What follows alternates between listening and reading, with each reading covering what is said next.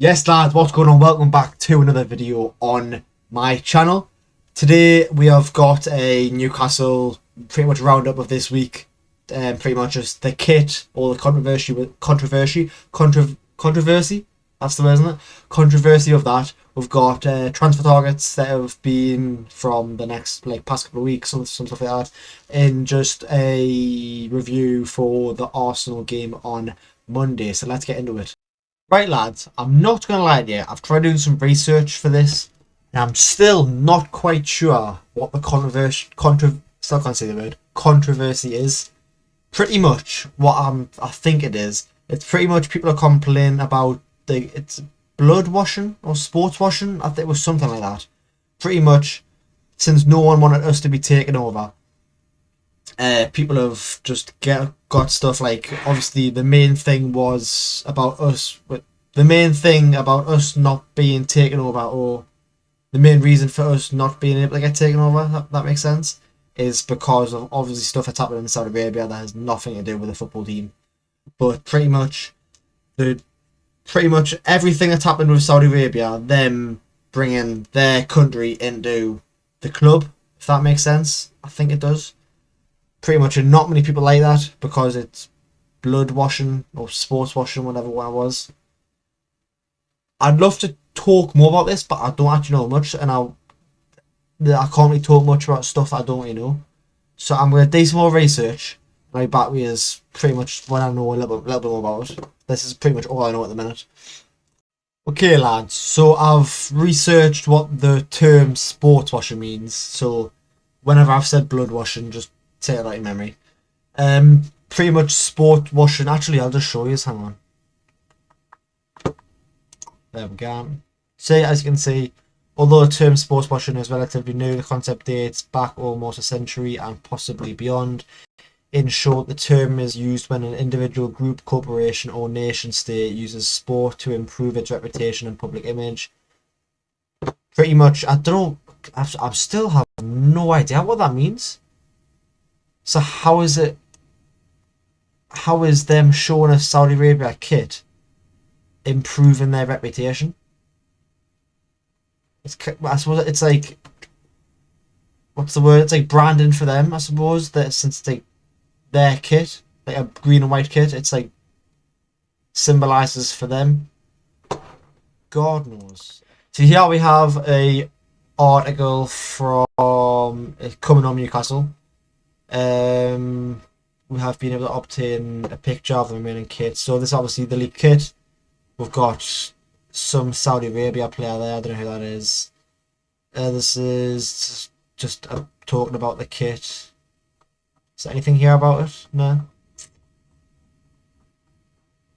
Nothing much about it there. Is there anything there? Is that the same thing? Yep.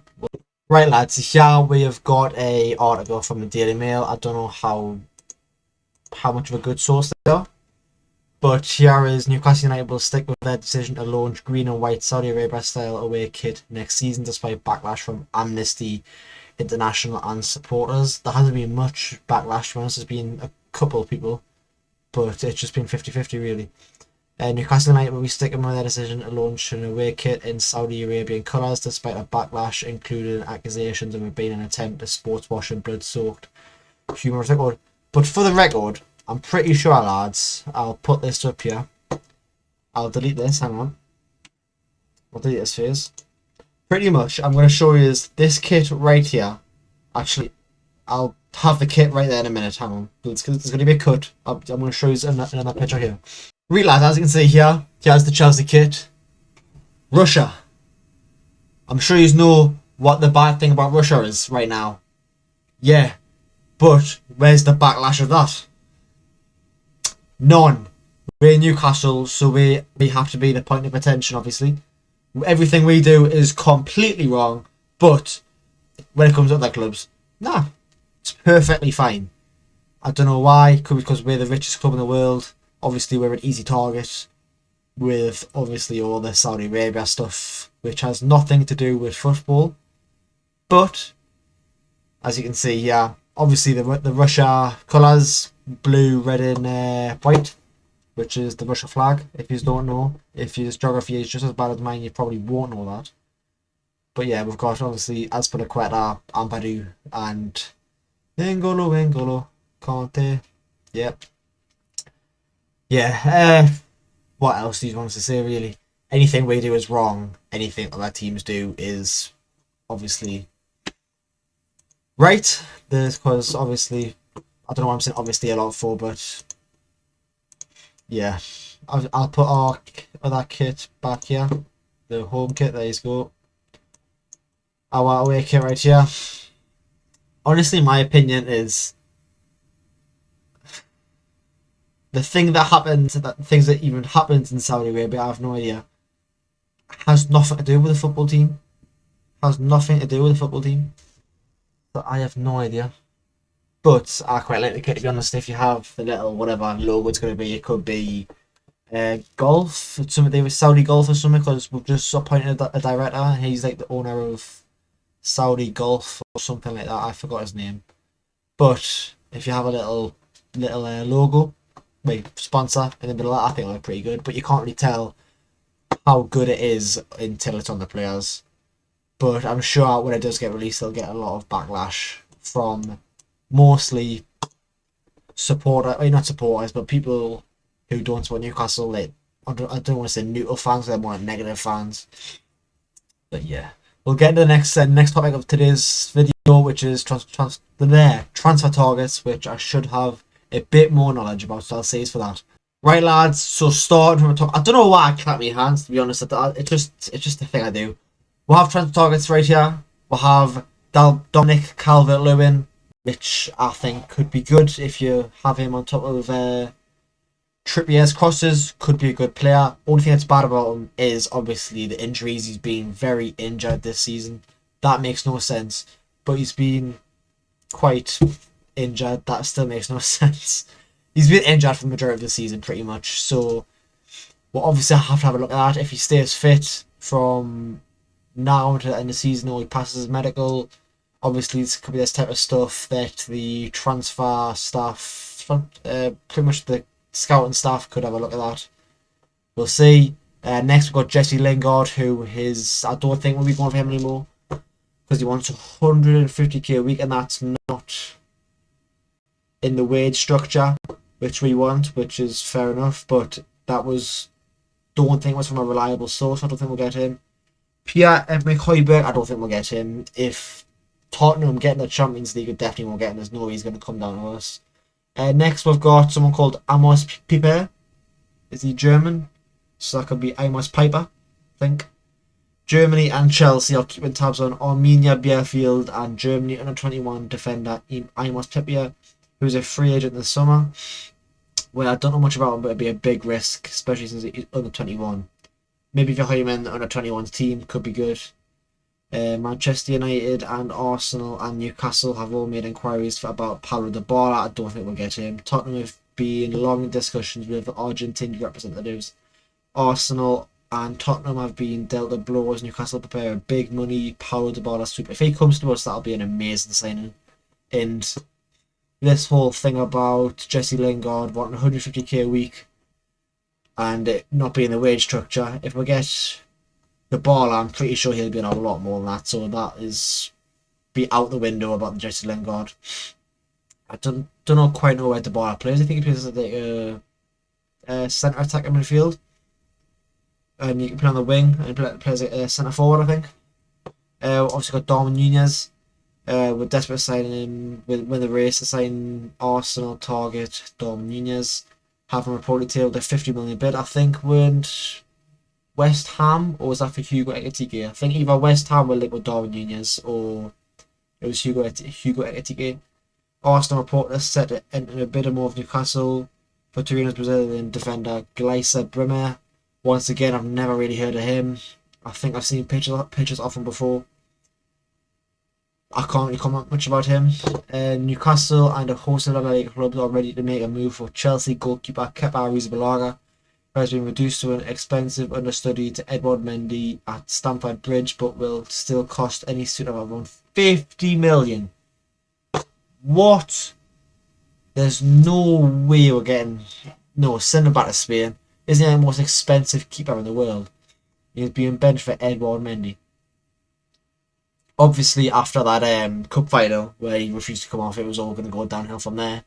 But 50 million for Kepa, that is a lot. I think we'll just go with Kasper Schmeichel. Apparently got a 4 million release clause, which you can't get him. Newcastle reportedly planning to return for a League One goal machine. Hugo Ekitike. He was going to be coming in the January transfer window, but I think I've already mentioned this in a previous video. He had a couple hours to make his decision. He's only 18-year-old or 19. Doesn't actually say here, but yeah. Newcastle are interested in signing Hoffenheim midfielder Florian Grillitsch, who's out of contract this summer. Newcastle are increasingly hopeful that they will race to sign Christian Eriksen at the end of the season, with West Ham, Tottenham, and current club Brentford also in the run. If he goes anywhere, he'll probably go to Tottenham. He's not getting any younger as well, though. Probably, I think he's 31, 32 now. I'll have a check for you. Christian Eriksen. He is 30. Well, he's 30. Still got a couple of years left in him, about 3 more years at top level, maybe. Calvin Phillips, that would be a class signing. Calvin Phillips is hopeful of signing a new deal, at least, despite serious interest from Man United, Aston Villa, and Newcastle. If he goes to Man United, that is just a massive, big, fat L. Because even though Man United have just got Erik ten Hag, it's going to take a lot for them to change that whole club around. Maybe about 2-3 years max. I think if they do get Calvin Phillips, it's going to be hard for him, because even though he'd probably improve that Man United midfield a lot, we've got players like McTominay, Pogba, who could be leaving. You've got players who really aren't good enough, like Maguire, Dello. I do like Dello, but he's not really good enough for Man United. Luke Shaw, who on his day can be quite good. Rashford, obviously not as good as what he usually is. Elanga, still young, can do good. That's a name that rings a bell. He's like the kid from Liverpool. Newcastle are weighing up a cut price 8 million move for Mainz keeper Moussa Niakate. Newcastle are set to miss out on top target Sven Botman. He's going to be going to AC Milan, I think it is. Don't blame him. Moussa Niakate, I think he's a French international. Maybe not. Yeah. Don't know much about him either, to be honest, so I can't really comment on that. Newcastle have identified Nottingham Forest Brennan Johnson as a summer target after scouting him in recent weeks. That would be a good signing, but you see a lot of these championship players where they perform in the championship and then obviously come to the Premier and they don't do very good. But you obviously have that risk where you have people in the championship who come up to the Premier League and do very good. Look at the likes of Ivan Toney, Ollie Watkins. Who else is there? Probably there's a lot more, but I can't think off the top of my head. Former Liverpool striker Taiwo Awoniyi could make a return to England in the summer, but after signing only 6 million, Union Berlin won 25 million for the Newcastle and West Ham target. I know he's very, very massive. When I first saw him in Liverpool training photos, he looked like an absolute machine. Newcastle, West Ham, and Crystal Palace and Leeds are all interested in FC Cologne defender Timo Hubbers. I've never heard of him either. Who could be available as for a little as 6 million.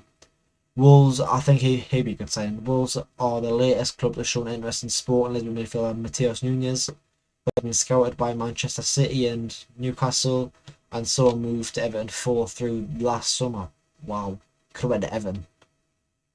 Arsenal goalkeeper, right? That was going to leave that because he's went to Aston Villa.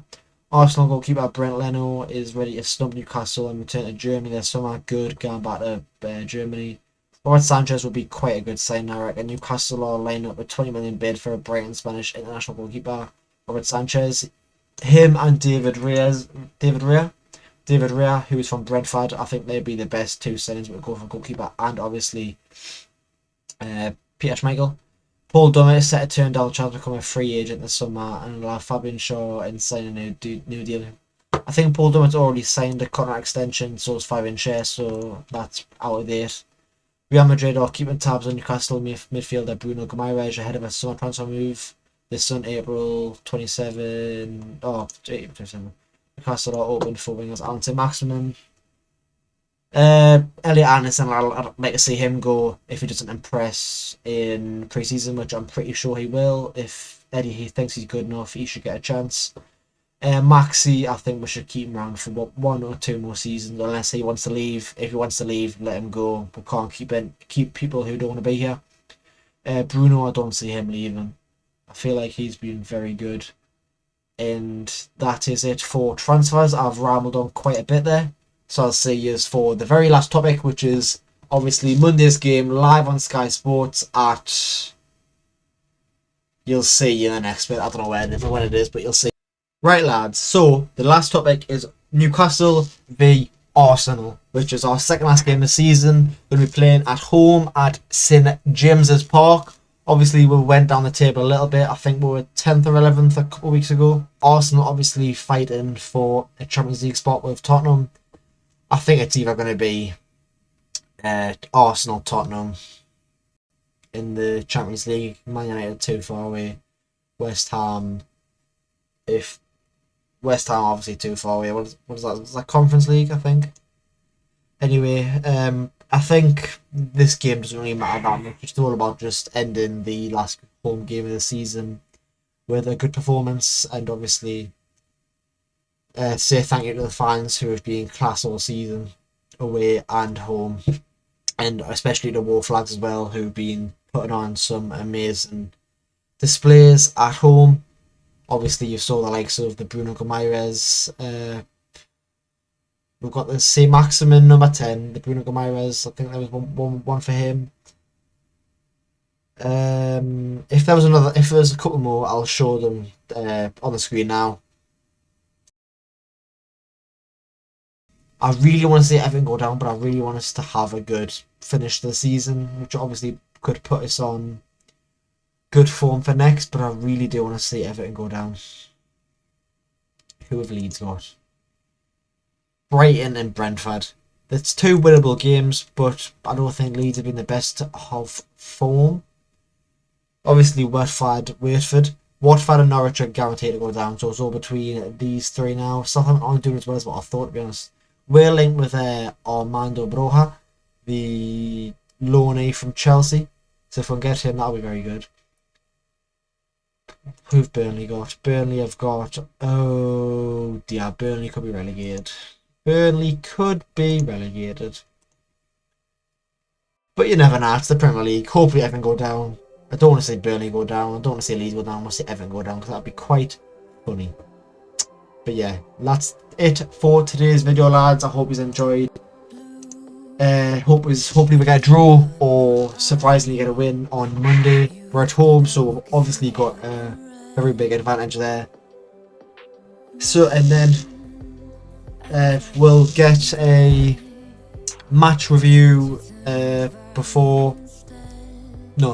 the game. We'll get a match review about pretty much how I thought the game went. If you've enjoyed today's video, make sure you like, subscribe, turn on notifications so you never miss a video. And yeah, what else do you want us to say? Have a good day, have a good night, have a good morning. See you later. As long as it's with